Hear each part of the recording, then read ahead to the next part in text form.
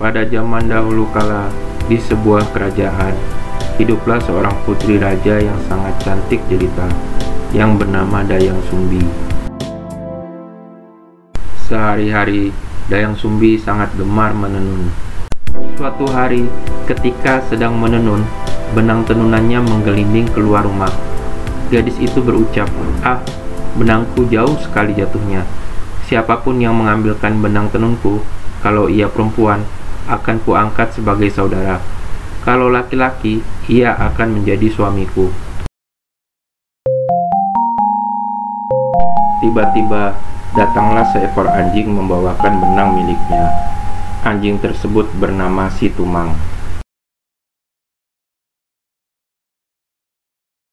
Dayang Sumbi pun mengambil benang itu dari Si Tumang.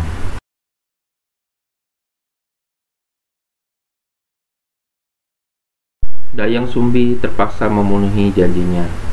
Mereka akhirnya menikah. Ternyata Si Tumang adalah titisan dewa yang dikutuk menjadi binatang dan dibuang ke bumi.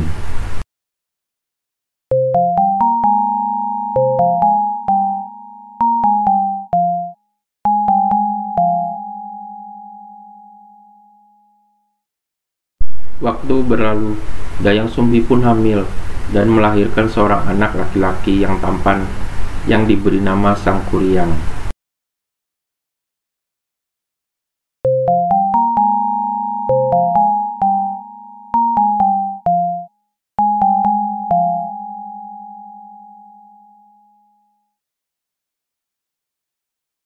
Suatu hari, Dayang Sumbi menyuruh Sangkuriang untuk berburu.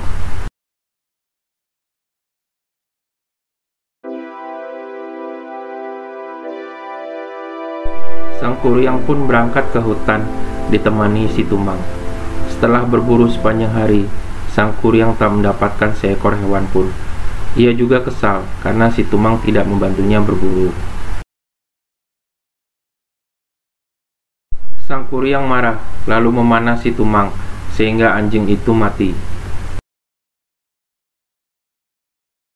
Kemudian ia mengambil hati Si Tumang dan membawanya pulang.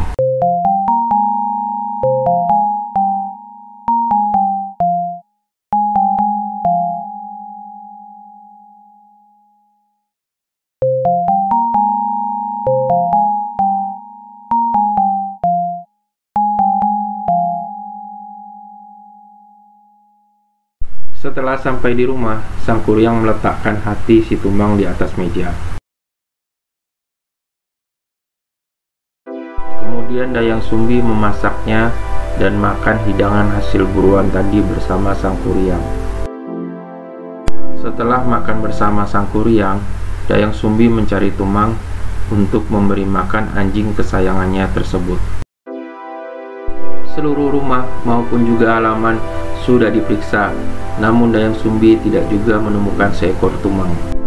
Lantas Dayang Sumbi pun bertanya kepada Sangkuriang, di mana keberadaan Tumang. Sangkuriang berkata bahwa Tumang sudah ia bunuh karena tidak patuh menuruti perintahnya. Dan Sangkuriang pun mengatakan masakan yang mereka makan merupakan bagian dari daging Tumang. Bak mendengar halilintar di siang bolong, Dayang Sumbi pun murka tanpa sadar. Ia memukulkan gayung yang dipegangnya ke kepala Sangkuriang hingga menimbulkan bekas di kepala anak itu. Sangkuriang kesal lalu pergi meninggalkan rumah.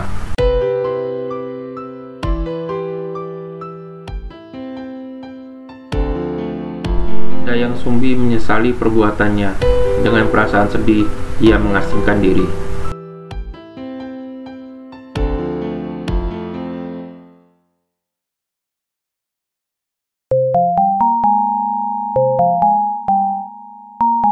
Kesungguhannya dalam bertapa membuat para dewa menganugerahkannya kecantikan abadi.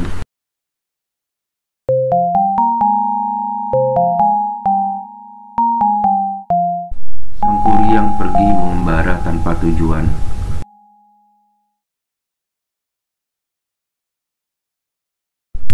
Perjalanan yang Sangkuriang tempuh tidak menentu. Tahun berganti tahun, Sangkuriang tumbuh menjadi pemuda yang memiliki berbagai ilmu kesaktian.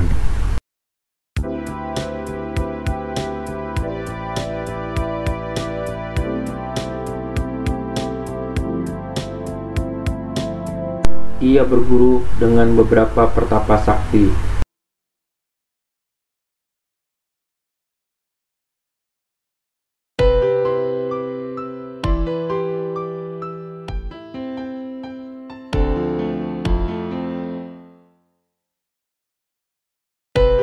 Sang Kuryang adalah seorang pemuda yang tampan dan gagah.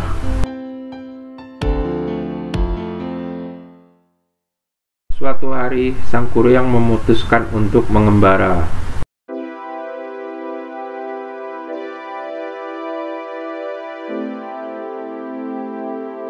Ketika sedang mengembara, ia sampai di suatu tempat dan bertemu dengan seorang gadis cantik dan mempesona. Ia adalah Dayang Sumbi. Mereka saling jatuh cinta tanpa tahu bahwa mereka adalah ibu dan anak. Sang Kuryang pun hendak meminangnya.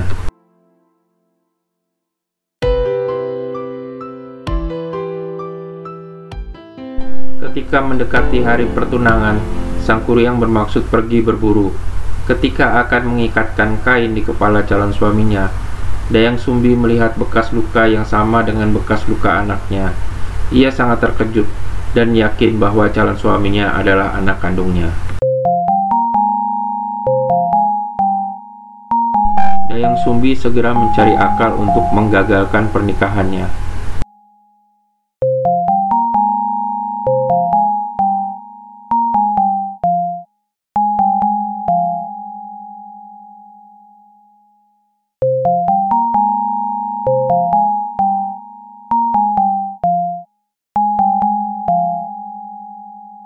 Ia mengajukan persyaratan, yaitu membendung sungai dan membuatkan kapal yang besar. Kedua syarat ini harus diselesaikan sebelum fajar. Sang Kuryang menyanggupinya. Sang Kuryang pun meminta bantuan para makhluk gaib untuk menyelesaikan tugas itu. Sebelum fajar menyingsing, Sang Kuryang telah hampir menyelesaikan persyaratan itu.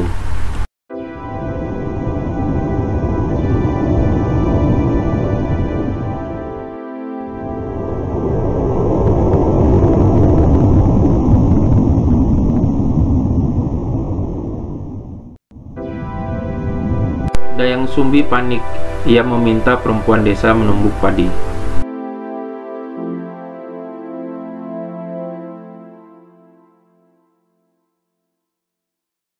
Ayam jago pun berkokok karena mengira fajar telah datang. Para makhluk gaib yang datang membantu Sang Kuryang akhirnya lari ketakutan.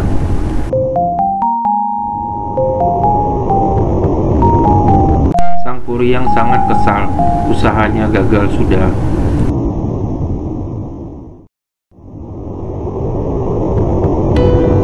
Dengan marah, ia menjebol tanggul yang telah hampir selesai dibuatnya.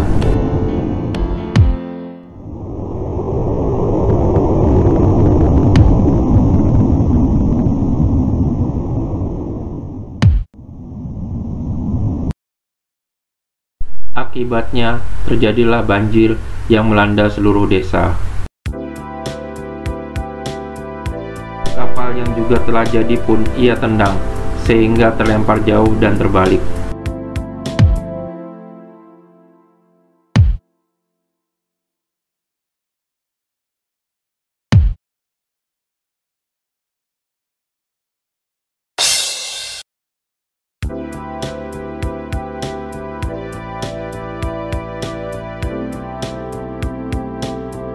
Kapal itu lama-kelamaan berubah menjadi sebuah gunung yang kemudian diberi nama Gunung Tangkuban Perahu.